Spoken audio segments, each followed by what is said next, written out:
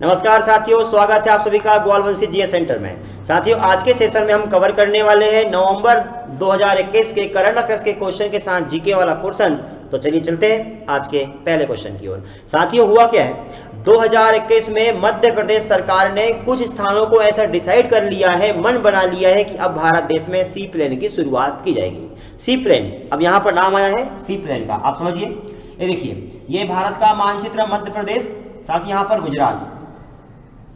तो क्या हुआ था, 2020 में गुजरात में साबरमती नदी से लेकर के केवड़िया तक 200 किलोमीटर क्षेत्र में सी प्लेन की शुरुआत हो गई थी।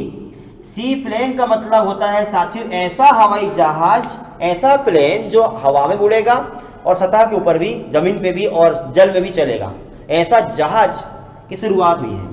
तो वो कहां से चला है, 2020 में देश का पहला सी प्लेन जो आसमान में उड़ेगा, व्यक्ति को यात्रा करवाएगा और पानी में उतरेगा। इस प्रकार का जहाज को सी प्लेन कहते हैं। और यह जो जहाज है, साबरमती रिवर फ्रंट से केवड़िया के बीच में 200 किलोमीटर रास्ता 1500 रुपए में पार करवाने का काम जो करता है, ये साबरमती रिवर फ्रंट में चालू हुआ है।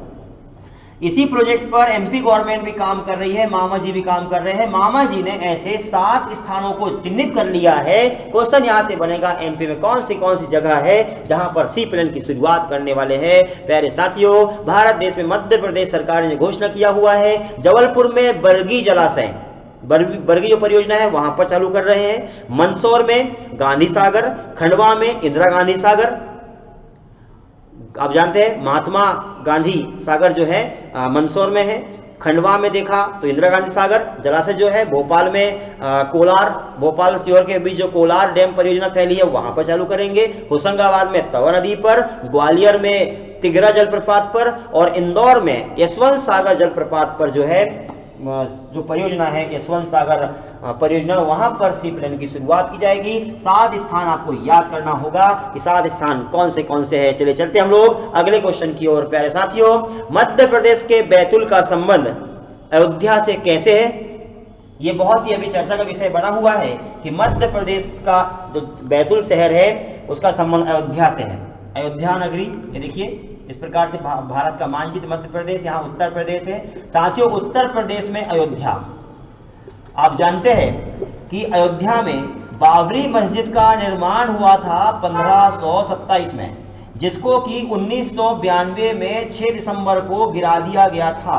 उसके बाद में लिब्राहिम आयोग बना हुआ था। मैंने कई बार करवा दिया हूं कि इसकी जांच के लिए कि बाबरी मस्जिद क्यों गिराई गई, लिब्राहिम आयोग बना। और 2017 में आज जो है रिपोर्ट आई, भारत सरकार ने, सुप्रीम कोर्ट ने फैसला सुनाया कि अयोध्या में राम मंदिर बनेगा। बाजू में 2.77 किलोमीटर क्षेत्र छोड़ दिया गया है मुस्लिम के लिए, मुस्लिम धर्म के लोगों के लिए। तो 2017 में यहाँ बोल दिया कि अब यहाँ पर जो है अयोध्या में भव्य राम मंदिर बनेगा, 2022 तक बनके तैयार हो जाएगा। इसके लिए अलग अलग नदियों का जल लाया जाएगा, अलग अलग क्षेत्र की मिट्टी लाई जाएगी, अलग अलग क्षेत्र से आगे ला करके जलाया जाएगा। बहुत सारा काम किया, जनता ने पैसा भी दिया। तो हुआ क्या है कि अयोध्या का जो राम मंदिर है, इसका संबंध मध्य प्रदेश में देखना इस प्रकार से, यहाँ पर जो है ये छिंदवाड़ा, यहाँ पर ये बैतूल जिला है। बैतूल का संबंध यह है कि 2021 में यह निर्णय एमपी गवर्नमेंट ने लिया कि बैतूल से 51 ईंट अयोध्या भिजवा दी गई है। 51 ईंट भिजवाई गई है। ये 51 ईंट का निर्माण कहां से किया हुआ है, तो मध्य प्रदेश में बरसाली नामक स्थान है। मध्य प्रदेश के बैतूल में बरसाली, ये नाम आ जाएगा, फेमस हो गया बरसाली ने स्थान। तो मध्य प्रदेश के इंदौर में बरसाली स्थान है, यहाँ पर 51 ईंट का निर्माण किया है और 51 ईंट बना करके पहुंचाया गया है अयोध्या। ये यहाँ पर 27 नदियों का ये जो स्थान है, यहाँ पर हमने लाया था 27 नदियों का पानी लेके आए थे और 21 जगह की मिट्टी लेके आए हुए थे। तो 21 जगह की मिट्टी, 27 जगह का नदियों का पानी और बरसाली की मिट्टी ला करके ईंट बनाया। 51 ईंट अयोध्या पहुंचा दी गई है। ये आपको समझ में आ चुका होगा। अच्छा, 1 नवंबर को मध्य प्रदेश का स्थापना दिवस मनाया गया है। तो 1 नवंबर को और भी कौन से राज्यों का स्थापना दिवस मनाते हैं। साथियों, यहाँ देखना, ये हमारा मध्य प्रदेश, हृदय प्रदेश, इस प्रकार यहाँ पर छिंदवाड़ा, ये है हमारा प्यारा सा भोपाल। साथियों, 1 नवंबर 1956 को मध्य प्रदेश का गठन किया गया था और वर्तमान में मध्य प्रदेश ने 66वें नंबर का स्थापना दिवस मनाया। अच्छा, अब मनाया यहाँ पर, तो आपको बता दूं मैं कि भारत देश के ऐसे राज्य, ये देखिए भारत का मानचित्र है, मध्य प्रदेश, ऐसे 7 राज्य थे जिनका 1 नवंबर को स्थापना दिवस आता है, लेकिन तमिलनाडु यहाँ पर जो है, तमिलनाडु ने घोषणा कर दिया है, यहाँ के मुख्यमंत्री स्टालिन ने घोषणा किया हुआ है कि हम 1 नवंबर को नहीं बल्कि हम 18 नवंबर को तमिलनाडु का स्थापना दिवस मनाएंगे। तो वर्तमान में 6 राज्यों का 1 नवंबर को स्थापना दिवस आता है। 6 राज्य कौन से हैं? तो यहाँ आप देखिए फिर से इस प्रकार से भारत का मानचित्र, मध्य प्रदेश, साथ ही यहाँ पर पंजाब हरियाणा 2 ये हो गए, मध्य प्रदेश छत्तीसगढ़ 2 ये हो गए, उसके अलावा यहाँ कर्नाटक केरल 2 ये हो गए, कर्नाटक केरल मध्य प्रदेश छत्तीसगढ़ और यहाँ पर पंजाब और हरियाणा, इस प्रकार 6 राज्यों का स्थापना दिवस 1 नवंबर को मनाया जाता है। साथियों 2021 में छोटे बच्चों के लिए कोरोना की वैक्सीन आ गई है, जायडस कैडिला। जो जायडस कैडिला है जायको डी नाम से आई हुई है, जायको डी जायडस कैडिला की गुजराती कंपनी जायडस कैडिला। तो इन्होंने क्या हुआ था, 12 साल से 18 साल तक के बच्चों के लिए जायडस कैडिला की वैक्सीन आई। तो 2021 में जो वैक्सीन आई तो इन्होंने क्या हुआ था, 900 रुपए रेट रखा। भारत सरकार को बोले हम लोग वैक्सीन बना करके हम देंगे, 900 रुपए में एक वैक्सीन देंगे, और 1900 रुपए में, पागल होगा क्या? 1900 में आपको इतने महंगा रेट में कौन लेगा? फिर भैया इसको बोल दिया कि तेरी वैक्सीन तू ही रख, हमको नहीं चाहिए ऐसी वैक्सीन, बोले हम और दूसरी कंपनी को ऑर्डर देंगे, डरा दिया इसको। फिर भैया भारत इसके जो स्वास्थ्य मंत्रालय के मंत्री है मनसुख मांडविया, उन्होंने बातचीत किया और बातचीत करने के बाद में इसका रेट डिसाइड करने को कहा कि भैया रेट एक काम करो, इतना मत हाव उड़ो भैया, आप इसका अवसर को आप वो बनाओ, लाभ का धंधा मत बनाओ। तो बोले आप एक काम करो, इसमें थोड़ा रेट करो, इसको फिक्स करो। तो फिर क्या हुआ, जो जायडस कैडिला कंपनी है कोई अहमदाबाद की, उसने फिर बोला कि ठीक है, बोले हम इसको कम करते हैं। तो भैया इसने क्या किया है, फिर वर्तमान में 2021 में 358 रुपए पर वैक्सीन के हिसाब से वो भारत सरकार को देगी। 358 रुपए में एक वैक्सीन देने को तैयार हो चुकी है, ये क्वेश्चन बनेगा। अच्छा, अब यहां बात आती है वैक्सीन की। तो 2021 तक अभी तक मध्य प्रदेश और भारत देश को मिलाकर के 18 साल से ऊपर वाले व्यक्ति में यदि हम काउंट करेंगे तो 22% ऐसे लोग हैं आबादी के जिनको पहला डोज भी नहीं लगा है, और जब पहला डोज नहीं लगा हुआ है तो बाकी लोगों को सेकेंड डोज तो छोड़ ही दो।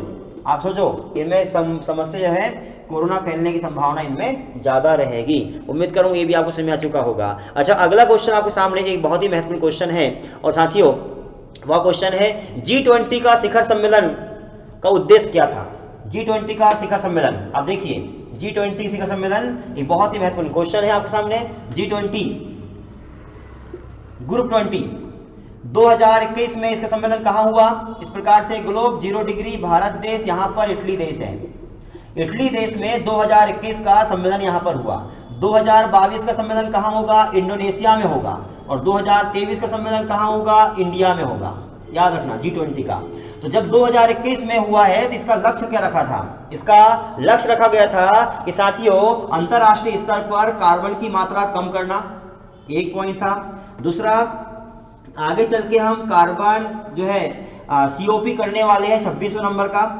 COP conference of the parties, पर्यावरण क्षेत्र में काम करने के लिए COP भी काम करता है, कॉन्फ्रेंस ऑफ द पार्टीज। अभी 26वें नंबर का सम्मेलन हुआ है, कहां पर हुआ है? तो ये हुआ है स्कॉटलैंड के ग्लासगो में। मैंने आपको ऑफलाइन क्लास में करवाया था उस दिन। तो स्कॉटलैंड के ग्लासगो में सम्मेलन हुआ है। ये सब इसको सफल बनाना, कार्बन को कम करना। और तीसरी बात उन्होंने बोला हुआ है कि हम पोषण अच्छा देंगे, खाद्य पदार्थ के लिए किस प्रकार से काम करना चाहिए, इसके लिए भी रणनीति बनाई गई है। इसके लिए G20 का शिखर सम्मेलन हुआ। साथ में एक लक्ष्य रखा हुआ था, पीपल प्लेनेट प्रोस्पेरिटी, जनता, पृथ्वी और समृद्धि, ये 3 चीजों के ऊपर भी काम किया गया है, लक्ष्य रखा गया है। तो उम्मीद करूंगा आपको यह भी समझ आ गया होगा कि पर्यावरण प्रदूषण किस प्रकार से हो रहा है, उसको कम किया जाए। साथियों आपको बता दूं मैं, यदि 100% पर्यावरण प्रदूषण फैल रहा है तो साथियों इसमें से दुनिया के 3 जो देश है बड़े वाले 50% प्रदूषण वैसे फैला दे रहे हैं। 3 देश जो है, पहला अमेरिका है, दूसरा चाइना कोरोना का पितामह है, और चौथा जो है, तीसरा जो है वो है इंडिया। इस प्रकार से तीनों देश मिलाकर के 50% कार्बन उत्सर्जन कर रहे हैं। तो अब इनको बोला गया है कि भैया आप एक काम करो, 2030 तक आपके यहाँ पर 50% कार्बन को कम करो और 2070 तक 100% कार्बन को कम किया जाए, उत्सर्जन करना कम किया जाए। आप इलेक्ट्रिकल व्हीकल्स चलाइए, आप कुछ भी करिए, लेकिन ऑक्सीजन बढ़ाइए, कार्बन की मात्रा कम करिए। समस्या उत्पन्न हो रही है, इसको किस प्रकार से आप देखेंगे, ये आपकी जिम्मेदारी है। इसके लिए 2021 में अंतरराष्ट्रीय स्तर पर G20 शिखर सम्मेलन में ये फैसले लिए गए हैं। ये सारे क्वेश्चन इंपॉर्टेंट है, ये सब इंपॉर्टेंट क्वेश्चन है ये वाले, ठीक है ना। तो उम्मीद करूंगा यहां तक आपको समझ में हो गया। अगला टॉपिक कल सुबह आपके सामने आएगा। कल तक के लिए आप सभी का धन्यवाद।